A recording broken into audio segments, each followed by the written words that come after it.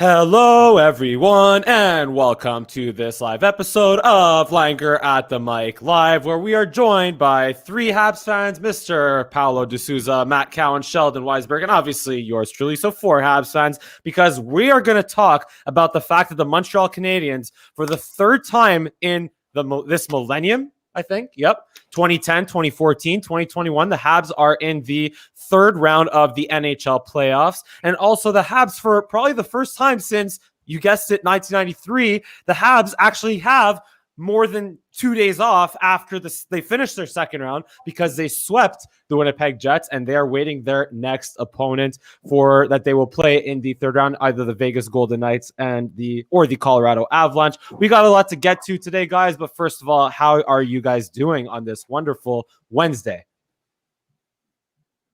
I'm doing awesome, man. Again, Mike, thanks for having me. I'm excited. Looking forward to talking about, my favorite team.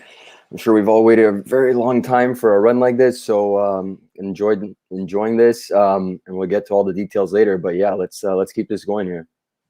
Of course, but I know I had you on the show there, Paolo. Paolo's a former OU captain, right? And I had Paolo on the show a couple months ago. We talked back then of how we wanted to bring him back to talk about Montreal Canadiens. So here we go. Pleasure for you. Awesome for you to join us today, Paolo. Thank you for joining us, of course. And what about you guys, Maddie and Sheldon? You guys are regulars on the show. How you guys doing? Great. It's a beautiful day. Weather is beautiful outside. Habs are winning. You feel the vibes in the city these days. It's great. I'm even feeling the vibes in Toronto, and I do this all the time, right? Because I'm a diehard, dyed-in-the-wool Canadiens fan. But this year, especially with a certain remix by Anakin Slade out, I always rock the sweater. That's right. Keep rocking the sweater, and I've been rocking this T-shirt, not this sweater, but this T-shirt because it has gotten me through. Let's just say the Habs, by the way, are 7-0 with me wearing this shirt. Or actually, maybe not 7-0, but they are 7-0 with me in Toronto. And unfortunately, or let's say fortunately, the vibes aren't the same here in Toronto as they are in Montreal. And Sheldon and I'll speak for Sheldon, I guess, here. I guess we are a little bit jealous of you guys, Matt and Paolo, that you guys are in Montreal with things opening up already for like the last 2 weeks now. Yeah. And the fact that, you can go in the streets of downtown Montreal and celebrate. And I mean, hopefully not do too many crazy things, but yeah, man, it's just, honestly, it's not, I will be honest, it is not the same here in Toronto, but you know what? We're still going to rock it out as much as we can as Habs fans, represent in enemy territory. And the city of Toronto has been doing that a little bit for us on our behalf, which we'll get to in a little bit. But first of all, guys, just straight up, I want to hear, just because this is the third time that the Habs have made it this far in a playoff run, probably in our lifetimes, or our adult lifetimes. So just talk to me how your experience in these last 8 weeks or 6 weeks has been with the Habs now in the third round of the Stanley Cup playoffs. Who wants to go for it? I guess I'll go for it. Honestly, it's been an incredible experience. I think the thing I'm enjoying the most is it's fun. The guys are having fun. Watching the way they're playing is fun. It's making my environment fun. Apart from all the superstition, that's something we'll get to later. But it just feels like a different run compared to the other ones. We have different players, different vibes, and you see how the team is gelling, how much fun they're having. Young guys, older guys, the mix is great. And as a fan and obviously a player myself, you see it on the ice, you see the emotion, and it looks like they're having fun, and there's no reason for me to be having fun watching them. So I'm enjoying it, and as long as they keep this going, we're happy, we're having fun, and they're enjoying themselves on the ice. So can't ask for much more. Go ahead, Maddie. Yeah, I mean, it's a ton of fun. That's a great word to describe it, and it's like taking over almost every conversation I have at work. Like a bunch of times a day, we're just talking about the Habs. I sent you a video from the streets of Montreal after the Toronto series, and that was insane. Everyone was out in the streets. They were chanting "Olé." You feel the vibes all over the city. And this run has really kind of caught me by surprise. I really did not expect it when they got into the playoffs. So I think that adds another level to it too. For me, this was just so many pieces coming together at the right time, and actually was very surprising because given the way the team limped into the playoffs, given every factor, we didn't have much to go on whether players would have anything left in the tank, would they be more consistent. But then, as the team started to gain momentum right after Game 5 against Toronto, this started to feel like the 2014 run more than the 2010 run. I know there were some different players in different roles in 2010, right? Halak isn't making 50 saves for Montreal this year. It's Carey Price making a few less because he's facing fewer shots. Some different players there. But this seems a lot more like the 2014 run because there's a lot more contributions overall from the rest of the players. And of course, I referenced this before. Anakin Slade made a remix of Rock the Sweater from 2014 for this year. So it's just giving me all those good times from 2014. And what a time to be a Habs fan, even in Toronto, right? Now, look, I love the Schadenfreude. Watching Leafs Nation, cringe a little bit, crumble. But just focus on the Habs doing so well right now. It's a beautiful thing. Yeah, and we got, by the way, Matt, our buddy Noah C. Glund in the comment section agreeing with Paolo that the roster is a great mix of youth and playoff experience. And I mean, yeah, you got guys that are not, I keep saying this Habs roster is composed of guys that are not yet in their primes. Kotkaniemi, Suzuki, Caulfield, great young players, but they're not yet in their primes. They're important players that are not yet there, but they will be soon. And then you got guys like Eric Stahl, Shea Weber, and Corey Perry that are past their primes, that know how to win, that have won in the past and know how to get it done. And they're, mentoring these kids. And it's just, it might have been a bit of a bad combination in the regular season when they're playing 4 games a week, right? Because again, the veterans, their bodies are too beat down to handle 4 games a week. Not to say guys in their primes could even do that, like 4 games a week, every single week for like a month and a half straight. But yeah, now that that they're on the same schedule as everyone else, it's just working very much in their favor. And also, by the way, shout out to Sarah Anderson or Sarah A in our comment section here. Leaf fan, very nice Leaf fan, and a good sport, thanking Sheldon, I guess, in terms of the Leafs Schadenfreude there. But yeah, honestly, this playoff run was like I still, to some extent, I mean, I've accepted that the Habs came back 3-1 against the Leafs, but it took me a while to realize that and fully just like believe that, did this actually happen? Did the Habs actually just come back from down 3-1 against the Toronto Maple Leafs and blew back-to-back leads and then still won in overtime twice in a row? Like, that took me a while to get over. And I will say that I am surprised at how the Jets were just completely rolled over. I mean, a lot of that has to do with Mark Scheifele, which we'll get to in a little bit as well. But yeah, I also feel like, keep in mind the temperature of the world right now, like not just in Canada, Quebec, Ontario, but obviously the entire world with COVID. We're all cooped up in our homes for the last 6, 8, 10, 12, 15 months, depending on whether it's Quebec, Ontario, or US, whatever. But we're all experiencing the same kind of lockdown, restrictive, just uncertainty. But now with all the vaccines, by the way, hands up if you're vaccinated at least once. Yep. Pfizer for me. Awesome. Matt, way to go. Matt, what'd you get?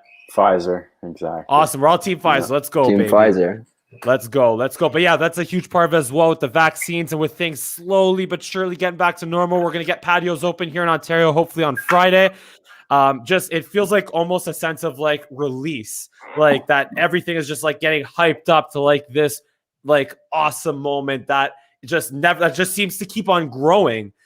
First it was the Leafs being the Leafs or coming back against the Leafs, and then it's sweeping the Jets. And now it seems like, are these awesome times going to continue getting more awesome? Who knows? But that's the fun, and that's the fun of this entire wild ride. And yeah, man, I'm so excited, and it's just so fun to be a part of, even if we're not directly, or if Sheldon and I are not directly involved in Montreal with it. But let me ask you guys. So again, in our teenage/adult lives, we've experienced 2010 Halak, 2014 Boston beating them in 7, sweeping Tampa as well. And now you've experienced 2021 just completely just shocking the Leafs, sweeping the Jets, and we'll see what happens in the third round. So how does this playoff run compare to those other two for you guys? Jump right in. You know what? For me, it's how does it compare? Well, it's the only one that's really recent. It stands out a little because the Habs just came in with no expectations, at least on my end, and I think all these sports reporters are choosing everyone against them every round. There was no expectations, so we're coming in here off the COVID year, and you didn't know what to expect. I thought maybe the Leafs would get the upper hand, but this is the first time we've seen a team that kind of looks like it's gelling at the right time. And the other years it was always like one particular thing. It was either the Halak year or the coming back from the down 3-1. But this year it seems like everyone's coming together. They found their chemistry at the right time. They're winning overtime games, which is, I don't know if they've lost an overtime game, which is good for the Hearts. It's keeping all that pressure down. I'm grateful for that, and I'm really excited to watch these games like never before. Yeah, man. I'm gonna say this one. I'm gonna agree with Matt there. It stands out. Again, they came in here with no expectations, low seed. Montreal's this, Montreal's that. All the kind of hate, like Toffoli had said. We feel like we only have ourselves and our fans and our family and friends. And as a Habs fan, I've taken a lot of hate, I guess, that kind of thing, supporting them, where it's like they got lucky game 1 against Toronto. Oh, now they're down 3-1. Ha ha ha. And the way they've come together, again, the way they've gelled, the vibes, and again, as you touched up on, Mike, the last year and a half has been tough for everybody wherever you are in the world. So with us finally getting some, I guess, freedom, you can say, trying to return back to normal, and then having this to give us something to cheer for, to support. I feel like it's like a double whammy where we're getting two things at once, almost too much, but we're enjoying it. And I think that's a big reason why it stands out. It's bringing the city back. It's giving us life. Of course, we beat the Leafs. That's something we'll be able to carry on with for the rest of our life, because there's a odd chance, they play each other again in this playoffs, the way everything landed this year. So I think it just stands out in those aspects. And again, I'm going to touch up on what Matt said again, because it's very important. They had no expectations coming in here, no pressure. And again, everybody voting against them, all the analysts. So at that point, no pressure's on everybody else. And they're proving that they can get the job done, being the underdogs over and over. Yeah, just one sec, Sheldon. Sarah will comment in a little bit. We're going to end the show with that, Sarah. That'll be coming up so stay tuned for that. But yeah, Sheldon, go ahead. So funny, Matt and Paolo, you mentioned that the Canadiens came into this playoff run with no expectations. That was basically the 2010 team as well. They limped into the playoffs. They only got one playoff point in the last game of the season that they needed to clinch against the Leafs, which they blew several leads in. And Halak admitted he was a little shaky for that game. He wasn't quite in it. They lost in overtime. Dion Phaneuf scored the OT winner, but the fans didn't really care. They were going to the playoffs against Washington. They were down, and Halak was the main guy, right, to bring the Canadiens back. And, a few sniper shots by Mike Camilleri. Where is it? Yeah, this guy right back here. Yeah, there you got him. Yep. Especially those two goals in Game 6. Varlamov should have stopped those, but they were also perfect shots, kind of. PK Subban in his third NHL game, he comes in, he helps out, he assists on the second Camilleri goal, and just propels them. And you think, oh, they beat the Capitals. This is nuts. Can they do it again against Pittsburgh? They can actually defend, and they do it again. And the expectations rose so much. With 2014, there were expectations going into the playoffs. Even though they finished third in the division, they were 1 point behind Tampa. And there was an opportunity to take out Tampa. Lindback was starting. He wasn't as good as Bishop, who was a Habs killer back in those days. Red light Lindback. Exactly. And then the Canadiens just kept going. They gave up a lead in game 4. Pacioretty got his first playoff goal on the power play, sent the Canadiens into the rest of the third period thinking, yeah, we got this. We're going to face Boston. Whenever the Canadiens play Boston, they got to elevate their game.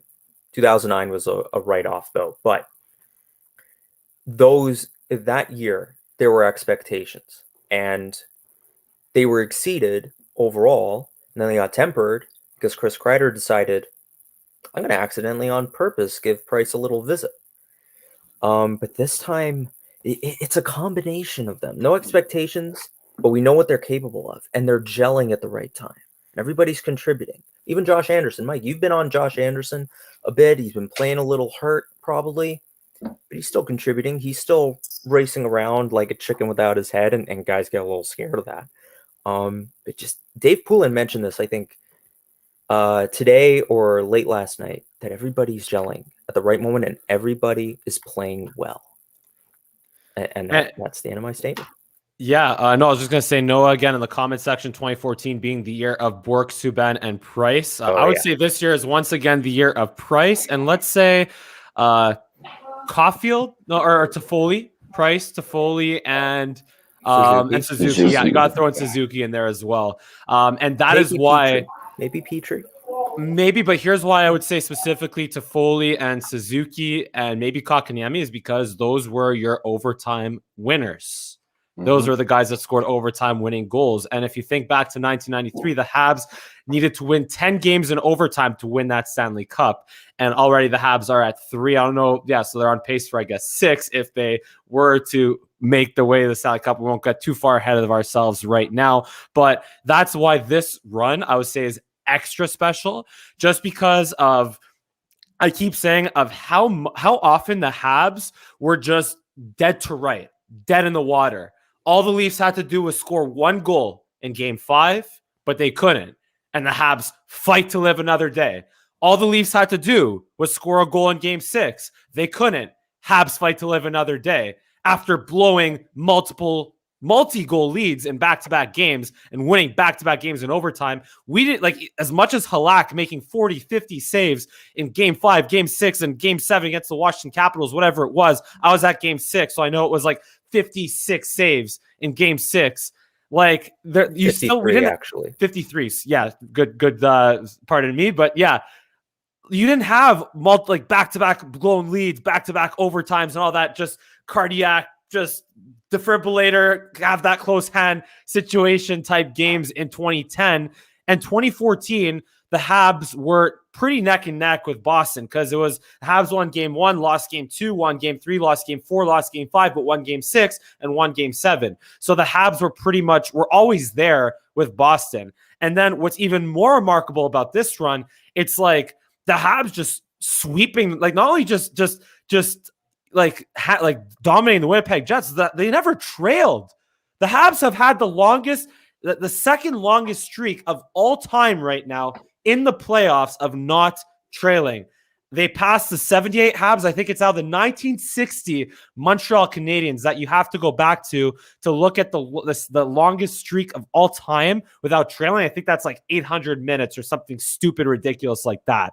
And the Habs are like in the 400s or 500s, like 7 hours and 17 minutes. That would do the math on that. I know I did a story on that at CSM the other day. But yeah, it's 7 hours and 17 minutes.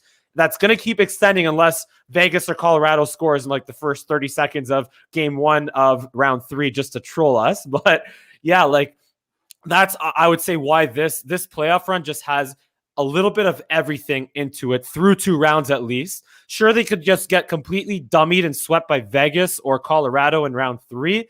But honestly, like you guys said, without the expectations and with all the excitement we already dealt with, like just I want to say who cares, but just there's so much to be proud of already through these first 11 games that the Habs have had in these playoffs. And and also unsung heroes like Noah C. Glendon saying in the comments there, Ben Sherratt and guys like Yeah, Josh Anderson, kind of like we mentioned too before. I guess he kind of counts as an unsung hero. I think you kind of put Joel Edmondson in there too. Joel Edmondson, 100%. Yeah. Like you could name everyone. I mean, obviously Jake Evans. Thankfully, he is doing better after suffering that massive hit on Mark Scheifele, which got him suspended. And that's another huge reason why the Jets lost in that series, because they didn't have Mark Scheifele. We'll get to that again a little bit. But I want to share something very interesting here, if I do this correctly over here. So you guys might not know this, Paolo and Matt. You probably do, but you didn't get to see it firsthand like I did last night. But the CN Tower last night was in Le Bleu, Blanc et Rouge for the Montreal Canadiens. And man, were a lot of Leaf fans not happy about that. Just here, I'll leave it up here just so we can like really appreciate. So, and I was like, honestly, I was with a client last night working till about, like 9:30. And I thought I noticed it because the CN Tower, like always is in different colors. Will be like green or blue or white or purple or red, whatever. But like, and I was like, that's interesting. The CN Tower is like in red and blue and white. I'm like, okay, that's cool or whatever. Just like subconsciously noticing that. And there's Sarah A in the comment section, just our Leaf fan here, just not very happy about it. But yeah, I was just thinking that, like, oh, hey, it's red and blue. And then I go on Twitter after I'm done work and I'm like, oh crap, it's actually red, blue, and white to commemorate the Habs advancing to the third round. And I'm just like, no way. And I had to like re-see it for myself. So I go outside my apartment. I'm like, it's actually red, blue, and white for the Montreal Canadiens. But yeah, guys, just honestly, like that's just another exclamation point as to how special this playoff run has been. But we do have to talk about, or actually before we get to Mark Scheifele, let's just try to narrow it down to what has been your favorite moment of this playoff run so far through 2 rounds. I guess I'll go. Yeah, I'll go first. I think my favorite moment, specifically, I think it's Game 5, overtime goal, Caulfield Suzuki, and watching Caulfield cut that pass off, seeing the 2 rookies go down the ice, knowing that in the bottom of my heart they needed to score, and the other half thinking these guys are definitely going to score. Seeing their celebration, obviously there was a little bit of a pause on the goal. It kind of gave me a little mini heart attack. No one knew if it went in. And then the celebration of 2 future key stars for our organization celebrate one, being here for a year or so already, and then taking the other one who was there for, it was his 3rd game, I believe, as a 19-year-old, and celebrating the emotion between that and seeing, again, your 2 stars lead the way at a key time and a crucial goal, obviously, to keep them alive. And that to me it stood out. I think it sparked a fire that I think they already battled with that game, but I still have that screenshot in my head almost of them celebrating that. And I'm sure everyone posted it everywhere saying, like the future of the Habs, and it really is, because as Habs fans, we've been hearing, our draft picks are coming, our rookies are developing, he's in the AHL, blah, blah, blah. And, a lot we've been taking, we can all admit, a lot of hate for the whole, they're coming, our time is coming type thing. So, now it's real. There's still a lot more guys in the AHL or in college still working their way up or going to make their way up. So it looks promising. And that was, I think that's a picture that'll be framed for a very long time on, 2 young kids, again, both under the age of 22. Both kids, basically, scoring a big goal and sparking their careers in a key game for their team. And then, seeing how the veterans come around and rally behind them, Perry, Stahl, Weber, and like you said, Mike, taking them under their arms and showing them the way. And that's, to me, that moment is forever implanted in my brain. And looking forward to many more moments, especially from those 2. Yeah, sorry, before you go, Matt, it's all gravy from Ultimate Hab, and he is also, or Ultimate Hab is also very proud of what the Canadiens have accomplished this spring thus far. And obviously, if you're tuning in, keep firing away the comments. We'll get to them in a little bit. But yeah, go ahead, Matt. What's your favorite moment from this playoff run thus far? Well, I mean, you could take your pick at the overtime goals. Like all of them are my favorite moment collectively. And I guess another thing would be the infectiousness of Cole Caulfield and his energy that he's bringing to this team. I believe like it's doing something magical to this team, and maybe it brought them together, but you could see it when Cole's energy is going around and everyone's smiling. You saw Bergevin hugging him after the the game on what was it, Sunday now. I don't know. He's bringing these good vibes to the team, and it's like it's caught on, and everyone's feeling it now. And just seeing him smile after he assists either the Suzuki goal against Toronto or the Toffoli goal in overtime in Game 4 against the Jets, that would be my favorite moment. Seeing that energy, that smile, that celebration. So for me, it's whenever Price makes a big save, and we've seen plenty of them. But one thing that stood out to me is when he made that insane stick save on Jason Spezza. I'm pretty sure it was Game 3 against Toronto. Right after he did it, the sound designers or sound engineers at the Bell Center played the John Williams Superman theme when Christopher Reeve played Superman for the first time. And I just thought, yeah, you get it. And then I cannot recall exactly if they did this as well, but when Price made one or two big saves in Game 7 on Zach Hyman at Scotiabank Arena, they played the same Superman theme there, and I'm just thinking, you know what? Carey Price with his rhythm and ritual, being so calm, and yet he's still making these huge saves. For the longest time, he really has been a Superman. It takes a ton of guts and strength and integrity, whatever, to play in the NHL, and to play as long as Price has is great. To play the way Price has is so great, and yet he has infected this team as well with his play to keep going, to reach new heights like Superman has done all the time, and to turn back time a little bit, because this feels a little like 93. Yeah, definitely, Sheldon. Look, but you know what? I will say, Matt, you convinced me as to what my favorite moment is. But one quick thing about Price, though, is I wouldn't even say he is a man, because it was up until last game where he was not even human. Like, he was just so dialed in, so cool and calm, and just like showing no emotion.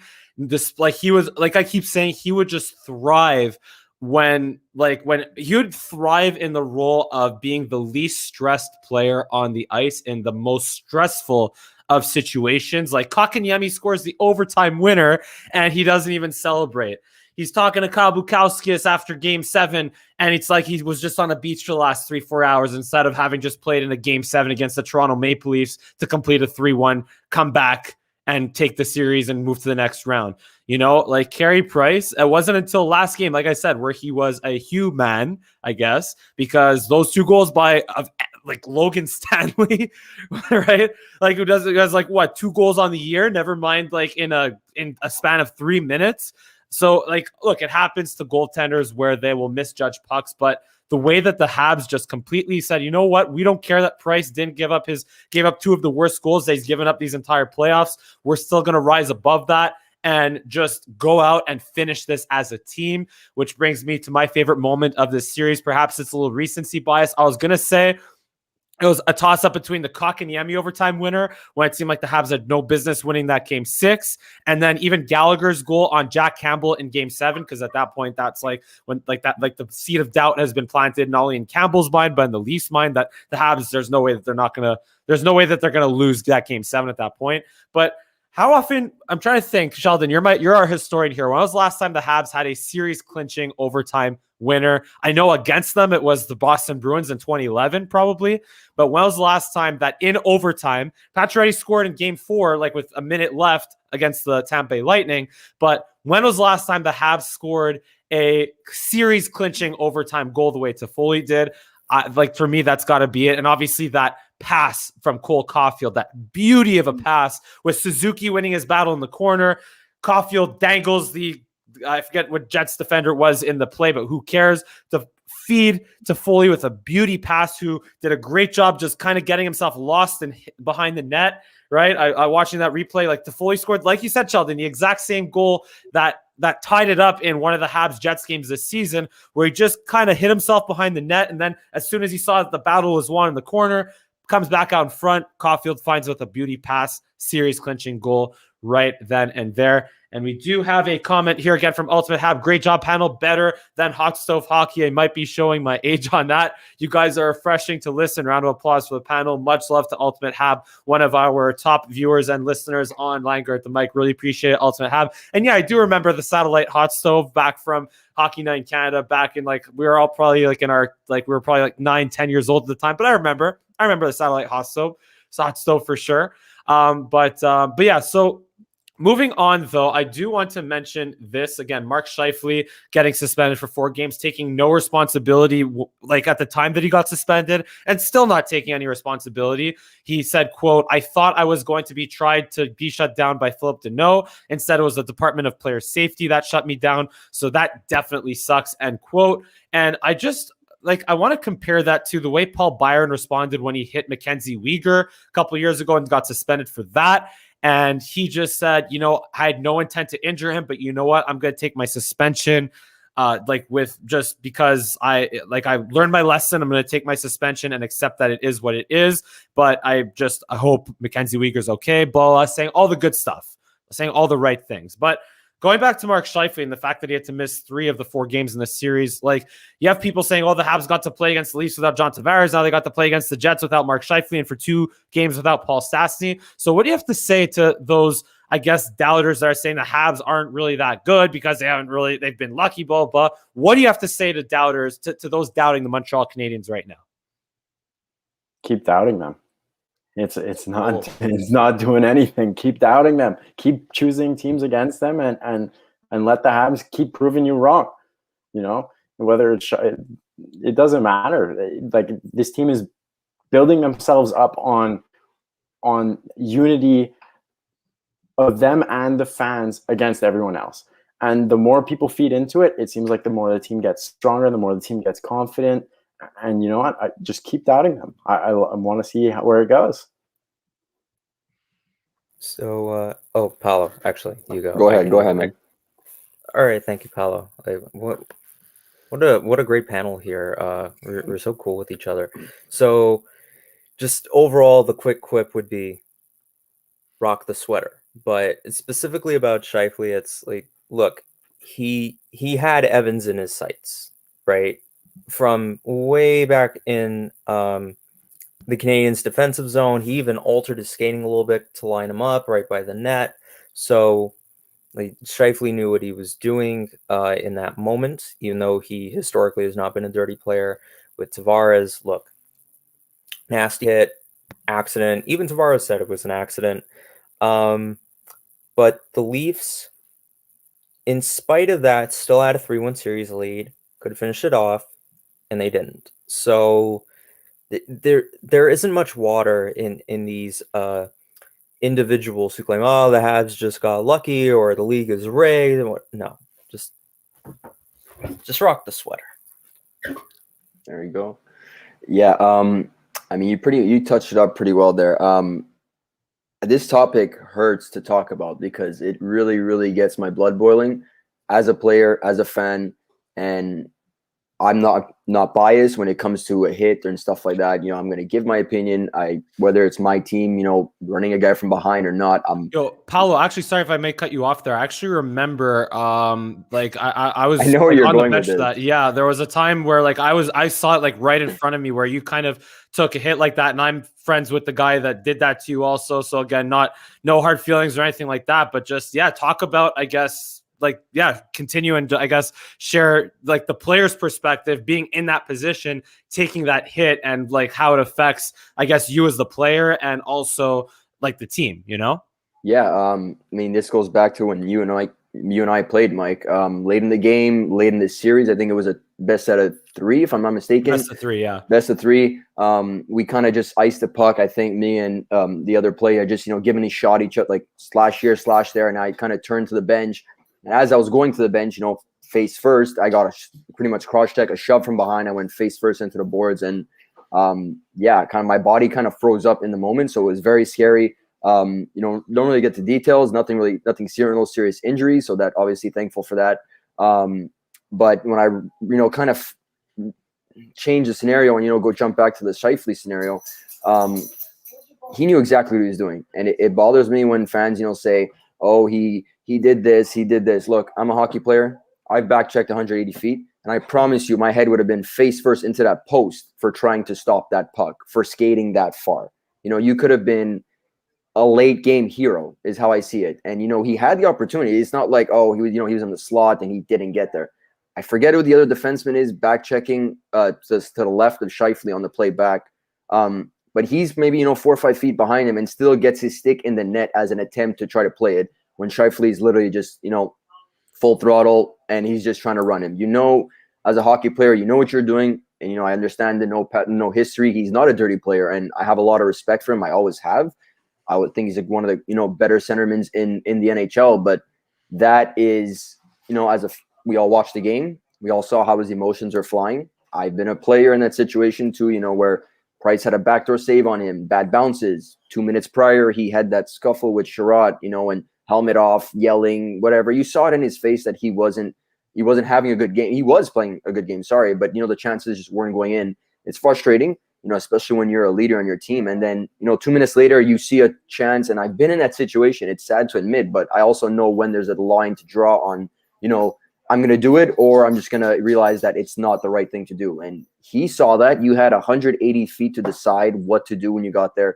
And again, Mike, when you quoted his comments today, I had just seen that video of what he'd said maybe 5-10 minutes before getting on the podcast, and I was actually disgusted to think that he played it off, you know, earlier in the week saying, oh, you know, I kind of feel, but he never really gave an apology, which again, no one on the Jets did. Like, not even Paul Maurice, not even the Jets Twitter account. Like, the way they handled it, the way the staff handled, the way the coach handled it, was literally, you know, as Dominic Ducharme said, you know, when Tavares got hurt, both teams were sentimental. Both teams felt, you know, I on my couch, I stood up and my heart was pumping seeing Tavares like that. And he said it, you know, unfortunately in this incident with Evans, it doesn't feel like it's a mutual, you know, they're not mutually sympathetic towards the situation. And again, Scheifele, you know what you're doing. You got a chance to save your team. And even if you don't get it, you know, he probably would have wiped out, take the net off, whatever. Like, you know, the guy's going to wrap it. You know, it's probably going to go in. You know, you're not going to get there in time. You had a chance and you chose not to make it. So again, not that I don't feel bad, but then to see him, you know, the series is over now. You're out. You're a big part of why your team, you know, struggled with offense, and you're going to play the victim card while Evans is still not playing. And, you know, that makes it feel a little better when I know that he's still missing another game next year. And I look forward to him coming to Montreal. That's for sure. Oh, yeah. Like, and he still has to miss that one game next year. Keep in mind, because it's a 4-game suspension. But honestly, that's the ultimate punishment. Like, the Habs, you talk about, like, they just took it. Like, who cares?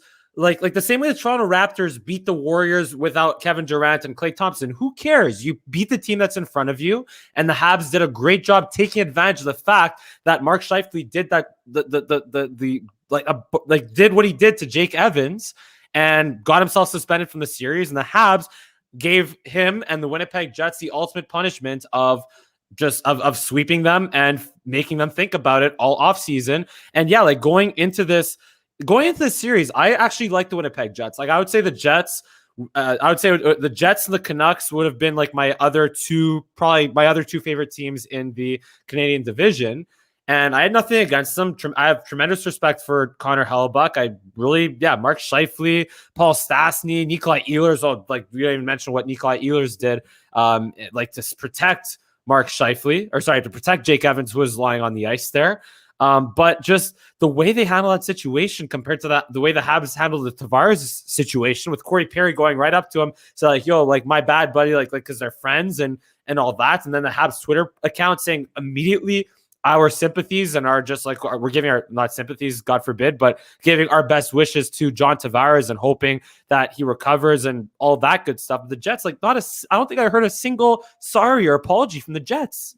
I don't think I have. But you know what? Again, who cares? Because they're out playing golf while the Habs are in the third round of the Stanley Cup playoffs. I think we have a comment from Sarah A. We'll get to yours in a sec there, Ultimate Hab. Much respect to those guys when John Tavares got injured, especially when the medical staff from the Habs also rushed on the ice. So, again, just that's like, I find both sides of the Habs and Leafs in the Tavares situation were, humane about it and sympathetic about it or empathetic about it. And just they like they handled it the right way. It sucks. It's awful. You never want to see it. That something like that happen on the ice. But both teams, they handled it the right way.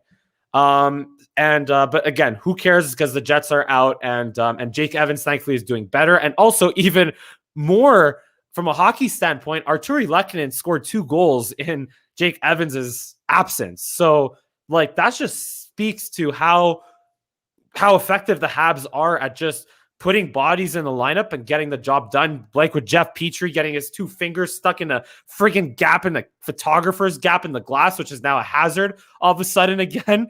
So that's what I want to ask you. I want to go to the next, discussion now is, what is that secret ingredient for the Montreal Canadiens that has allowed them to you? What is the most effective part of the Canadiens game through these 2 playoff series that has allowed them to get this far?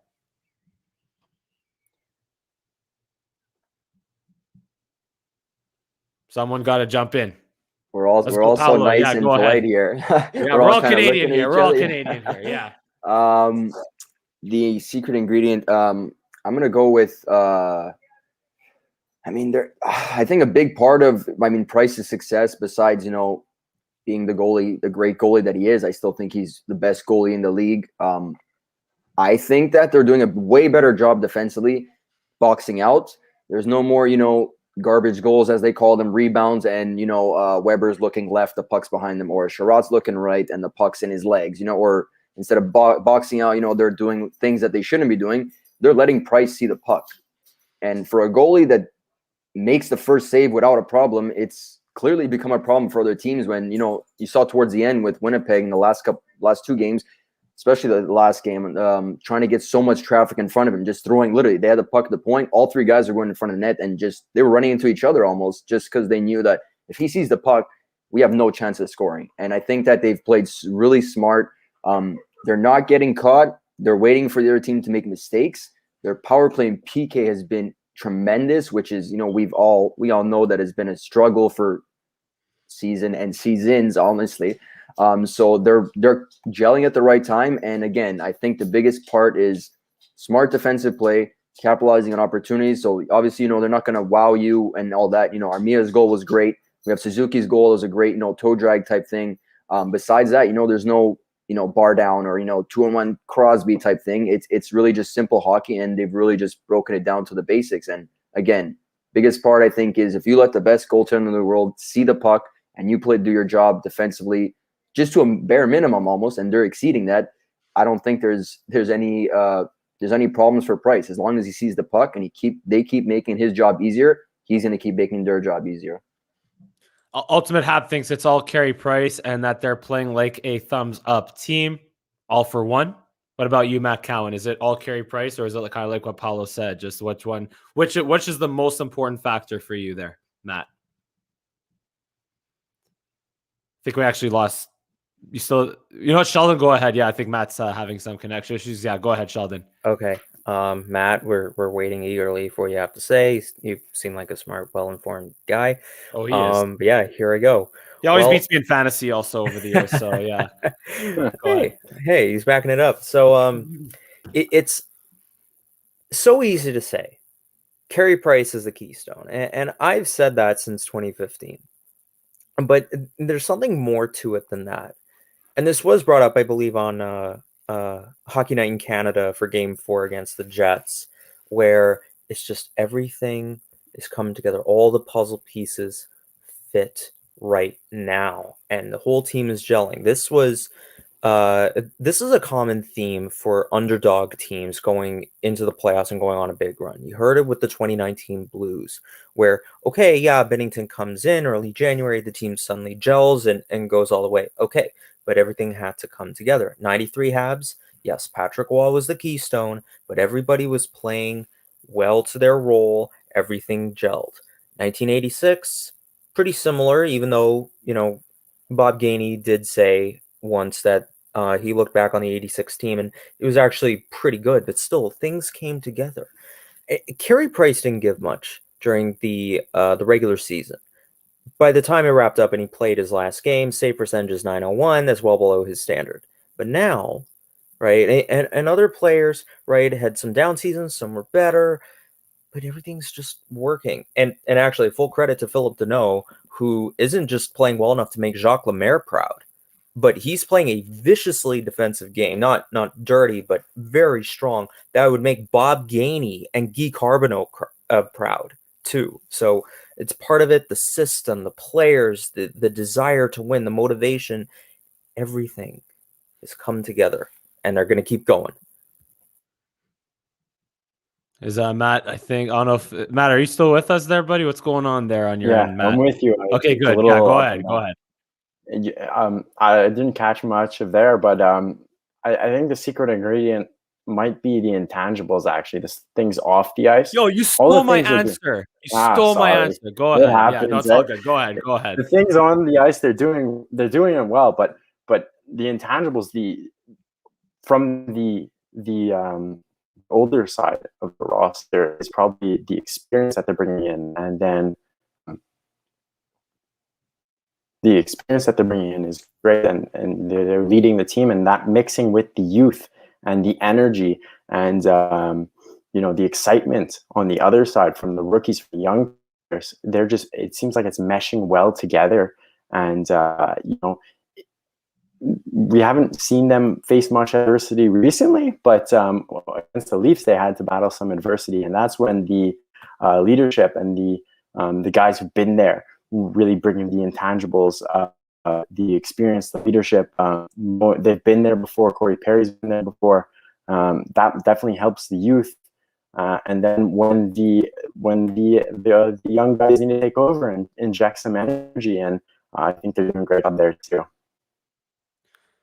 Yeah, by the way, got a comment from Randy N that Stahl and Perry look comfortable out there, and that it was Bob Gainey, who was the defensive master from Ultimate Hab back in the day. Met him, super great guy to converse with him, really humble. And he actually conversed with the team, I think, today, and talked about what it means to what this moment means for them to be in the conference final. And yeah, just with and just talked about the opportunity that's in front of him. Again, I don't know what was said behind closed doors. But honestly, Matt, to me, when it comes to playoff hockey, it might sound like a very weak argument that's not based on any fact whatsoever, except like comments from the dressing room and the post-game press conferences. But there's just something in the air. That's it. There's just something in the air in that locker room with that team, with that chemistry of guys. That's just, if Sherrod and Weber turn the puck over, or Gaff in their defensive zone, Price bails them out with a huge save. Or if Price gives up a bad goal against Logan Stanley twice in one period, then the Habs will rally all the way back, put up 50 shots or almost 50 shots on Connor Hellebuck to do everything they can to win that hockey game. And Matt, I would disagree with you from that adversity standpoint, because if, again, I hate to use the Leafs as an example, but if the Leafs have taught us anything, how many games, and if Kotkaniemi taught us anything, how many games does it take to win a playoff series? Exactly. Well, Kotkaniemi with the 4 symbol in game 2 after his goal there. But just, yeah, the Habs, giving up those 2 goals, like that game, if the Habs lose that game 4, Winnipeg now has some life going back home to win game 5.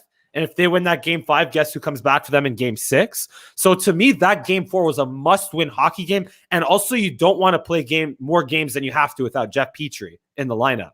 So the Habs faced adversity recently, but because of the intangibles that you alluded to, Matt, and that I'm alluding to, they've been good enough to overcome that. And it's just, like I said, just whether it's the energy and the vibes from the young guys with the experience of the older guys, or just that cool, calm, collected, everything's okay, we're doing what we got to do, Carey Price mentality.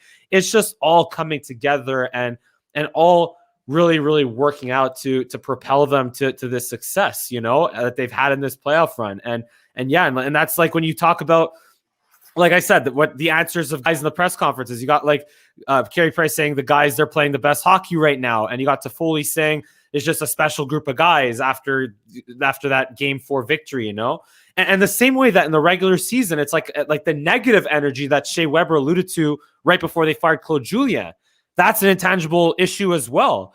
Whether it's like the voice of the coach, or just, things not going their way, it's more magnified in the playoffs. But credit to the Montreal Canadiens for when it matters, the intangibles were in their favor when it mattered. Then when the regular season, it did not favor them as much.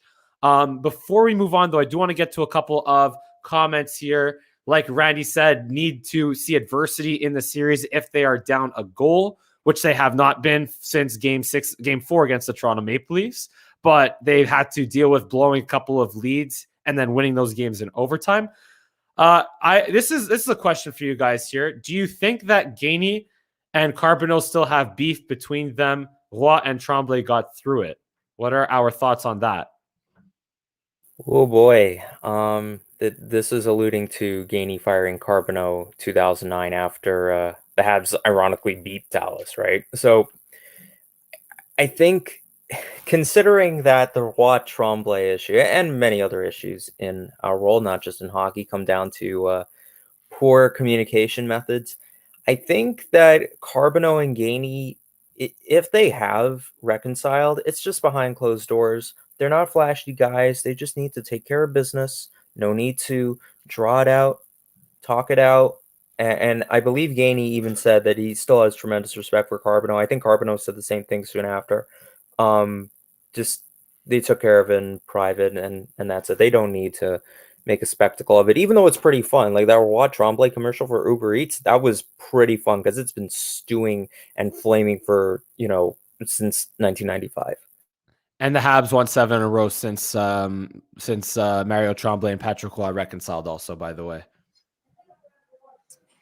So, but now, look, moving on to the next series, I think Matt is, again, having a little bit of a connection issues there, but that's all good. We'll come back to that. Randy, again, we'll get to the next matchup in a little bit, but let's, again, talk about how do the Canadiens manage these next couple of days off, where, I mean, they had they're off the ice today, they're on the ice tomorrow, but they did go through off-ice workouts today. But as players, I'll ask you first, Paul, like, what do you prefer? What do we prefer? Do we prefer rest, or do we prefer getting in game action and playing as quickly as we can and carrying the momentum over from a previous series into another? That's actually a huge question. I know some guys have their own, ways of dealing with it. To just backtrack a little bit, prior to the Winnipeg, or after Winnipeg had swept the Oilers, I had said it. I was like, they were in the next round. I was like, it's great to sweep. Don't get me wrong, that's awesome. You basically played a flawless series. But I also said, sweeping that early and watching the Habs go 7, I was like, Winnipeg's got a week off now. And sometimes it goes well. Sometimes, you need that rest. For example, we need Petrie to get back to normal or be healthy once again. Hopefully Evans, not saying full play or not, but regardless, we need him to, be healthy, regardless of the play. But with that, I just felt like Winnipeg had a big gap. You played a team, you shut them down. Obviously, you shut down 2 of the best players in the world, leading goal scorers, and you kind of I personally don't want like too much time, but just the right amount of time. Obviously, in the NHL, you don't get to pick. Give me 4 days off, we'll take that. So I think Montreal is on a roll right now, which was kind of where I was like, damn, it's unfortunate. Hopefully they can keep that going, and the series for Vegas ends in 6, so they keep the momentum going. At the same time, you want your best players to be healthy. You want Price, who's played stellar, little regroup and stay on track. So again, I think it's a personal choice for some players. I'm sure it's both of them. Either situation gets handled well, at that level. They're expected to. That's, the professional athletes for a reason. But I do believe, I don't think they'll be in trouble. I think they'll be okay with, managing this. They got the whole Gainey conversation today. You got, Toffoli after the game, the comments. I think it's the vibes within the locker room, like we're saying, the intangibles that we here as fans see that, they're playing well, they're enjoying it. There's so much that we don't see that I'm actually itching to step foot in that locker room just to feel what they're feeling. And, I'm going to quote, I think it was Edmondson that I read a couple minutes before we got on this call. He had said that he got goosebumps during Gainey's speech earlier today. And, that's an experienced player watching. Again, the tweet had, a quote tweet saying, not many, or I think Gallagher had said it, you can't walk in many organizations or go down memory lane for many organizations, say, let's pick anyone because most of them have a cup, or most of them have experience. Most of them have done, gone to war, for example, for the playoffs and come out on the other side. So either way, I think they'll be okay. I personally like a couple days off, but not long enough, just the right amount of time to make sure that, for example, the Habs, what they're rolling with keeps rolling. And, you got to keep that record going and go for the top spot. So I think they'll be okay. I think, you know what, Paolo? Yeah, you did hit the nail on the head with what I was going to say, that what is optimal, right? I can't recall exactly who came up with this, but there's a chart that's often cited in psychology work. I saw this in like sports psychology and in one of the psychology courses I took right after undergrad, that there's an optimal range for what's called arousal. And it's about, I know that got all of our attention. I know, but this is just psychology. I'm keeping it academic, where, yeah, keep it PG-13 here. Yeah. So yeah. it said, okay, you're not ready enough from, I guess, applying in hockey too much rest, versus if there's an overload on, say, your sympathetic nervous system, you start freezing up, right? It's got to be right in the middle. I think it also applies to Max Domi's situation with his playing style. So even though I've said that, right, given Petrie's injury, given Price and Weber and Sherrod, they all took a beating. You know what? Take some time off, meet with the physiotherapists and doctors, get some treatments, take as much time as you need to heal. And with Petrie, just start getting used to shooting the puck without as much leverage. Mike, you said that exactly on your post-game show. Take some time, because now you're going into the United States with a team that you hadn't played since before the pandemic. It's a whole new monster of a series. Get ready. So Ultimate Hab loves your analogy there, by the way, Sheldon. And a couple of other comments. The veterans need their rest from Randy. And now I will say this though. So look, honestly, it's this simple, really. And I agree, and I'm agreeing kind of with Randy and here. In pro sports, whether it's NHL or NFL, I'll even say, because in the NFL, if you're good enough in the regular season, you get a bye week. And you take whatever rest that you can get. Because Paolo, you remember what it's like to play game after game after game after game. And I remember too, playing back like multiple games for like within a 24-hour span, like playing a late evening game in a tournament in Sainte Foy or Chicoutimi or whatever. And then starting at 8 a.m. the next day as a goalie. Obviously it doesn't happen in the NHL, but if you get rest, you take whatever rest that you can get.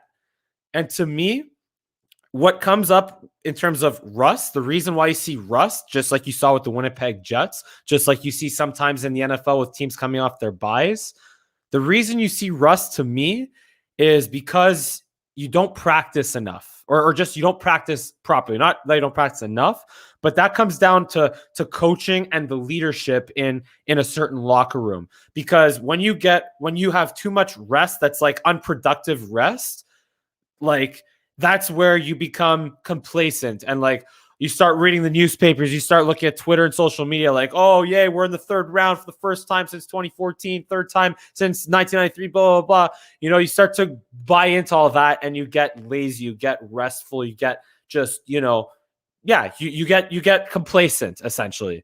But right now, this is where, again, I was a huge critic, Sheldon, firsthand, maybe also, Paolo, of how critical I was of Dominique Ducharme and this coaching staff. But honestly, for what they've pulled off, they deserve just as much credit as the players and Marc Bergevin, of course, to have made it this far. But at this point, they have a huge challenge in front of them. And it's on them and it's on the leaders in that locker room to be productive with this rest and not be complacent, just like the Winnipeg Jets were, and allow themselves to let this to fall behind early in the series because they are rusty. And just to continue on, look, the Habs this year, though, what I was going to say is the Habs, whenever they've had long periods of rest, they have been really, really good, except maybe once when they had that week off between Leafs games. But early in the season, they started 7-1-2. After the COVID break, won 3 games in a row. After 9 days off going into game 1 against the Toronto Maple Leafs. they won game one, and they were flying in that entire first 20 minutes there. So honestly, to me, it's simple. Rest. You take rest whenever you can get it, and you don't have to be picky, Paolo, in terms of, oh, I want 4 days off, oh, I want 5 days off. No, you take whatever rest you can get so that Jeff Petrie can heal his fingers, Shea Weber could heal whatever shoulder, whatever upper body injuries bothering him, Carey Price can rest, recover, Brendan Gallagher can rest, recover, Corey Perry, all these guys that are banged up playing key roles and just, doing what they've been doing, they need that rest, but it's up to them to make sure that they recover and are ready to go and are coming out, guns a-blazing in game one in round three, whether it's Vegas or Colorado. Let's get to a couple of comments. Again, we have Randy N. Habs did well after 48 hours after finishing off the Leafs against the Winnipeg Jets. And again, that was a clear case of the Jets being rusty. KK and Caulfield and Lehkonen did well after seeing out the beginning of the playoffs. This is, I don't want to get too much into this, but a question from Randy here. I guess Bergevin's job is safe next year. Just, I guess, quick yes or no answer from you guys. No idea. No idea. Interesting. I'm going to go ahead. Keep going. Well, look, here's the thing. This team's not built for the regular season, least of all an 82-game regular season, right? This team's built for the playoffs. But Dave Poulin said this on that TSN segment I mentioned before. You got to get to the playoffs first. And Bergevin's whole thing has been make the playoffs and anything can happen. Habs almost didn't do that. And during his tenure, there have been several times the Canadiens did not make the playoffs. And if the wheels come off the train here, you know what?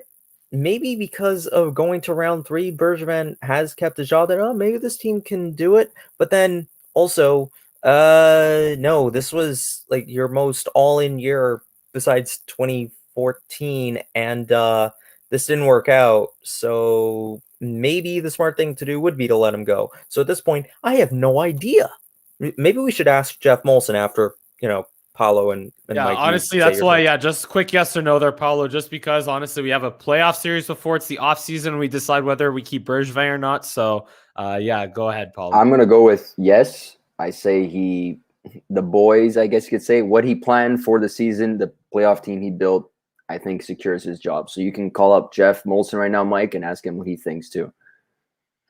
I mean, I will say that, look, Bergevin and Molson have been to hell and back with each other with, going from rock bottom after 2011, 2012 to ascending to the heights of 2014 and 2015 to going back down to rock bottom in, 2016 and 2018, but then kind of reascending to the top to where we are now. Just again, I think that Bergevin's job is safe again because it's so to fire someone, you have to replace them. And, you have to have, unless you know exactly who you're going to replace Marc Bergevin with, you can't let him go. So, that's all I'll really say about that. A couple of other comments here. Just again, Ultimate Hab. Mike, it's a cocky, lazy thing that happens if athletes allow it. Perry Stahl, just like I said, very important in terms of the leadership group in this playoff, not just in terms of what they've accomplished, but going into this series against the Colorado Avalanche or Vegas Golden Knights. Ultimate Hab thinks that Bergevin and Ducharme are going to be extended. I just hope that they don't lose Joel Bouchard. And Paulo, you look like Max Pacioretty? That's interesting. I guess so. I don't know. It's funny. Did you ever hear that, Paulo? Yeah, that's if there's one player I've ever been referenced, it was actually it's funny you say that. Yeah, it's actually Pacioretty. From some guys in Oklahoma would say that, and my response to that is, thank you, I appreciate that, but I just wish I had his bank account. I don't, so I'll leave it at that. Don't we all? Fair enough. Yeah, right. But Sheldon, here's a question for you though, from Randy. Are you saying cup or bust for Marc Bergevin? You know what? I deep in my gut, I'm thinking yes, it is cup or bust because look, if this results, why? It's like this is still a young team, and there's still time for them to keep getting better right now. So it's like that's why it's almost like that awkward thing in 2010 where it's like you make a cup run, but then out in the first round, and then a lottery team in 2011, 2012. So yeah, I know. Just I'm looking at this for the entire tenure that Bergevin's been general manager, and ultimately it's been a bit ugly. At times started out pretty well, and then it went on a downswing. And yeah, things are going up now, but just 9 years and 2 conference finals. That's an issue. And you talked about, well, if you're going to fire a general manager, you got to know who should be hired. Well, there are some candidates out there, and I'll toss some names out if you want. Because I read this, I think it wasn't Habs eyes on the prize. It was all Habs actually. They mentioned I think Mathieu Darche, Roberto Luongo. I don't want Patrick Waugh, and that's the last bit I'll say. Yeah.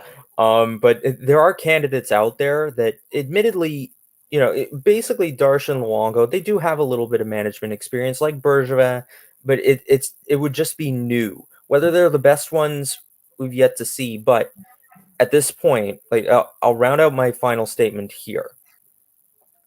Keep focused on winning the cup. Yes. Don't worry about the outside noise. Even more specifically, keep focused on winning game 1 against Vegas Golden Knights or Colorado Avalanche. And I think that's just something that this team has done such a phenomenal job of in these playoffs, is just being focused on the moment, not letting things get too far ahead of them, not thinking, oh, we have to win 3 games in 1. No, you win a period at a time and just chip away one at a time. And that's how you get that. That's how you win. And ultimately that's how you win games. That's how you win series, and that's how you win multiple series. So, and there's a couple of other questions here in the comments in the comment section here in terms of Bergevin, Bouchard, Joel Bouchard, Régent. Like, oh my God, we have a last new GM was Régent Houle or something. Randy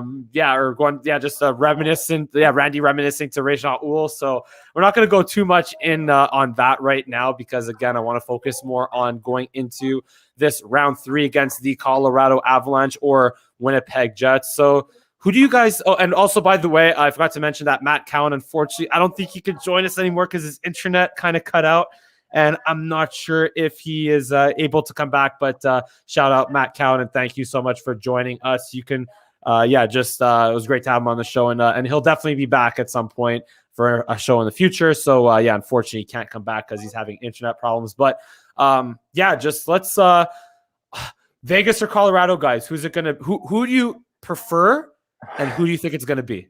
That's the part I knew you were gonna ask. I was debating in my head, what is he gonna ask? Who do I want or who do I expect? I'm gonna say I don't think it matters.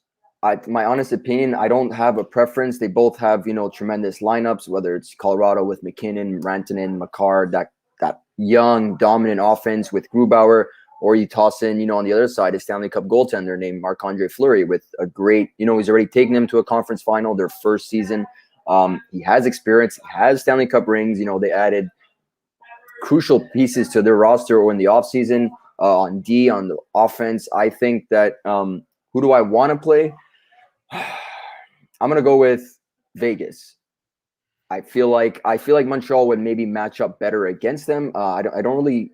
It's almost tough for me to choose because I think with the way Montreal is playing, whichever team they play, like Winnipeg had mentioned, they're gonna have to almost adapt to Montreal's style of play. And people are saying it's boring hockey. It's this. It's not. It's really just smart hockey and capitalizing on opportunities and not getting caught, basically. And it does look boring to teams that are maybe like Winnipeg, big boys, running gun, offense skill type thing. Doesn't really match up against a team that's trying to, slow down the game. But at the same time, you got Paul Byron flying down the wing. It's kind of like, okay, well, they can either sit back or Nick Suzuki can fly with the puck and pass up to Caulfield and over to Anderson. So, which is, another 6'4" body flying, which one of the best skaters I see in Anderson. So I think I'm going to go with, maybe not the best, but one of the fastest. Yeah, let's be real. He's not a really good skater because he falls a lot because his legs are a little bit too fast for his size, right? So, fair. Yeah. But when he's crossing the blue line, I know what you mean. Crossing over, and he got 210, 220 pounds coming at you with that type of skill at the same time, it's hard to find. And again, I'm going to go with Vegas because I think they take it. I think Montreal batches up better against them. And honestly, an ultimate Fleury versus Price series, I think it would be, again, battle of the goalies. And I'm going to go with Vegas and stick with that. What does your dog think? My dog is a big Habs fan. I think she hears me from upstairs. One or two dogs. So I got two little potential, podcast ruiners. But yeah, Vegas, and I'm gonna stick with Vegas, and I think they get it done tomorrow versus Colorado. Hey, as long as they bark their strong opinions, then hey, it's all welcome here on Line Gert the Mic. But yeah, Sheldon, how about you? Hello, I think your dogs are just saying it doesn't matter, bring it on. They're psychic. They hear us. Yeah. So I do think that the Canadiens match up a little easier against Vegas, and here's part of the reason why. One of the Canadiens' game plans is have the Philip Deneau line neutralize the top line.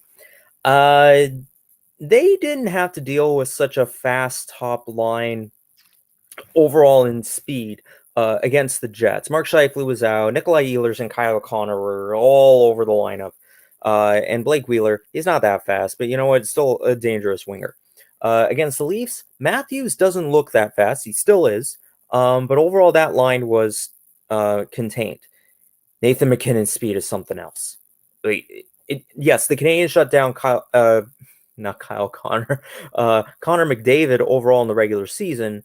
Great, but there were some times when McDavid made Price and Allen pay, as well as the Canadiens defenseman. I do think that with McKinnon being the best overall forward left in these playoffs, just on an individual basis, Philip Deneau is going to have a hard time. McKinnon thinks that Deneau is the toughest, arguably the toughest forward he's ever played against in the NHL so far. Great, but McKinnon's speed is something else. Can be contained, but this is another problem. Against Vegas, they're not quite as quick, and Philip Deneau can still think, okay, I'm going to take the Chandler Stevenson line. We'll shut him down. Easier to contain. And Fleury, look, he'll make acrobatic saves again and again in the playoffs, and they will look difficult, but he does it again and again. Whereas Carey Price is just, I'm going to make a difficult save and make it look easy. So Fleury can get in the heads of Habs players, but considering the Canadiens can match up pretty well against the defensemen and the forwards of Vegas, they can get through to Fleury, even if they're etching out 3 overtime wins and then another one that's like a 1-goal game, or even if it goes into overtime, fine. And look, Grubauer, yeah, he's playing hot. He's behind a really, really good team. He'll come up clutch. Okay. But Fleury's the bigger thing. But just overall, and especially given, Mike, I know you said, and you're going to disagree with me on my point, that the regular season means nothing. Bobkiss, nada.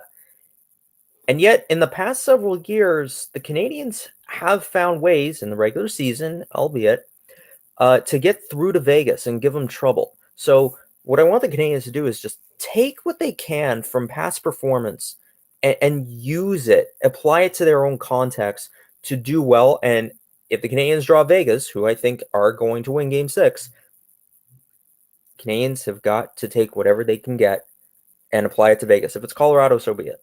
But Vegas, go for it. Okay, so before I argue with you guys, I'm going to bring up a couple comments here. Randy thinks Colorado, if Habs can shut down their top forwards like McKinnon and company. Vegas rolls all their lines with similar style with more offensive upside than Habs.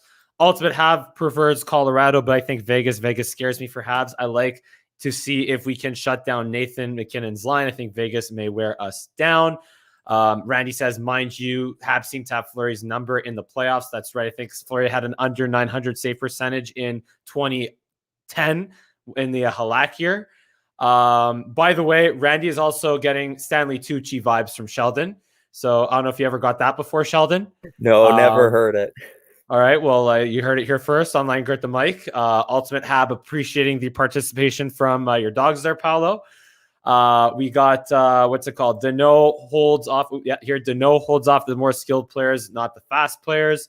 I will pull up your question in a second there, Randy. And we have a big Montreal Canadiens fan, another one in Ellie Pinsonneau.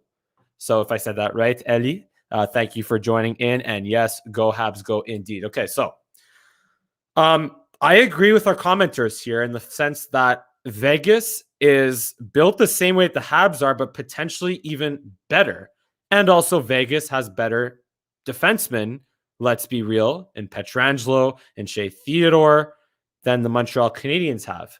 So I was thinking Vegas, like for sure, because also Vegas at center, Chandler Stevenson, William Karlsson, Nicolas Roy, and some nobody, right? So yeah, like Vegas, they don't have much at center, but with what they have on the wings, with how deep they are, like on the wings and on defense, like that gives me a little bit of pause to say, do we really want the Habs playing Vegas? And especially if the Vegas Golden Knights win. So first of all, I'm cheering for Game 7. I don't know about you guys. I'm cheering for Game 7 in that series first and foremost. Also because I have plans with my friends on Saturday night, so I want to be able to not cancel on them and do my thing here. Not to say I don't want to watch the Canadiens, but anyway, for the Habs' sake, I want this series to go 2-7. So I want Colorado to win Game 6 in Vegas. But also, that's another thing. Playing in Vegas, we really want the Habs going from playing in pretty much empty buildings until these last couple of games to now having to play in Vegas in front of that crowd, which I've been to, and it's absolutely just insane as the road team playing in front of that crowd. We think Montreal's tough to play in the playoffs. Vegas is just as tough with a full capacity. So do we really want that for the Canadiens? I don't know.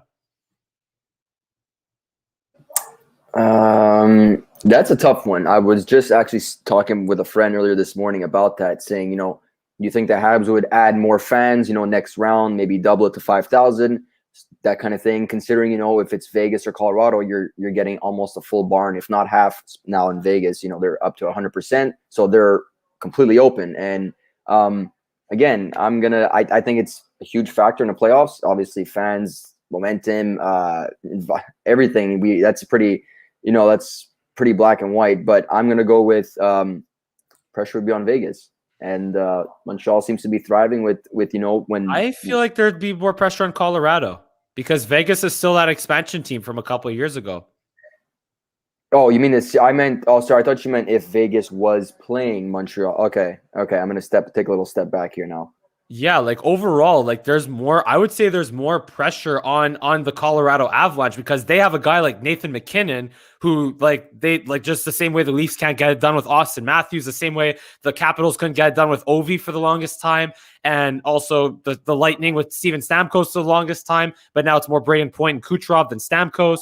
But yeah, I would say there's honestly more pressure on the Colorado Avalanche than there is on the Vegas Golden Knights, although Nathan McKinnon has thrived under that pressure, at least early on in that series. But I just think if we're talking about expectation and pressure, I would say there'd be more pressure on the Colorado Avalanche than the Vegas Golden Knights. Yeah, I'm going to wish I can go back about a minute and a half and realize I misunderstood the question. So we're just going to pass it off to Sheldon, and I'm going to get a pass on that one. So I'm not so concerned about going into a full arena because, look, this is a throwback to 2014. Going into Game 1 and Game 2 as well, and Game 7, the plan for the Canadiens was survive the first 10 minutes because the Bruins are going to come out viciously strong on offense. So what happens? Carey Price, as calm as can be, makes saves. The defense, a little scrambly at times, but they make saves. They made defensive plays. They made outlet passes to the forwards. Pardon me for the mistake. The guys have been there before. I'm not so concerned about a full crowd for Game 1 and 2. This is a team that has tuned out the outside noise, and they could easily say get that first shot past Grubauer or Fleury, whoever's playing, and considering the puck luck sometimes that the Canadiens have had this series, hey, you know what? That saps the energy out of the crowd. So just take advantage of whatever opportunities you got. I'm not concerned about the visiting arena for Games 1 and 2. I do have to, Sheldon, I do have to address a comment from Randy who's asking what plans I have. Pandemic measures keep you in quarantine for Vegas, Avs, and triple overtime on Saturday. I'll just to be clear, the restrictions are loosening here in Ontario as of Friday, and I have plans to go in the backyard with two friends at one of my friends' houses in their backyard for a barbecue, where we hope to watch that triple overtime game 7 triple overtime, hopefully, between the Vegas Golden Knights and Colorado Avalanche on Saturday night on a projector outside the backyard. So we're still following quarantine measures, and obviously patios open on Friday in Ontario as well. Also getting some love from Ultimate Hab from what you were saying there before, Paul. I forget exactly what, but getting some love. So we appreciate that from Ultimate Hab. And from Randy and Dano would be in McKinnon's head as soon as they find out if they win the series against the Knights. So I would say I think McKinnon is professional enough to not let it get in his head. I think he's going to rise to the challenge until Dano does what he did to Austin Matthews, because it's a blank slate, new series. So I wouldn't say that McKinnon or that Dano will be in McKinnon's head per se, at least at first. But just going to your point, Sheldon, from a goaltending standpoint, I feel like whether it's Grubauer or Fleury, I am more afraid of Fleury's ability. Like, they both can falter just like Grubauer did in game 3, giving up 2 not the best goals in a span of 30 seconds. But I do fear Marc-Andre Fleury's ability to steal a game a little bit more than I do Grubauer, honestly, if we're talking goaltenders. Yeah, completely fair. Like, you present the arguments. If we oppose it, hey, great discussion. But, ultimately, it's up to the Avs and Golden Knights to decide who the Canadiens will play next, and we're just going to have to take it, and the Canadiens will take advantage of whatever they can get. Hopefully, yes. So, guys, we're going to wind down here just real quick. I don't know if you guys made it clear what your predictions was, or might not have remembered them. But anyway, so who do you think it's going to be, Vegas or Colorado, Paolo? I think Vegas closes it out tomorrow. Vegas. All right. What about you, Sheldon? I think it's Vegas in overtime. Vegas in overtime. You know what? I'm going to go with Colorado. There's going to be a game 7, boys. There's going to be a game 7. Triple overtime, apparently, too. Yeah, according to who was that in the comment section there? I think it was Randy said, triple overtime there.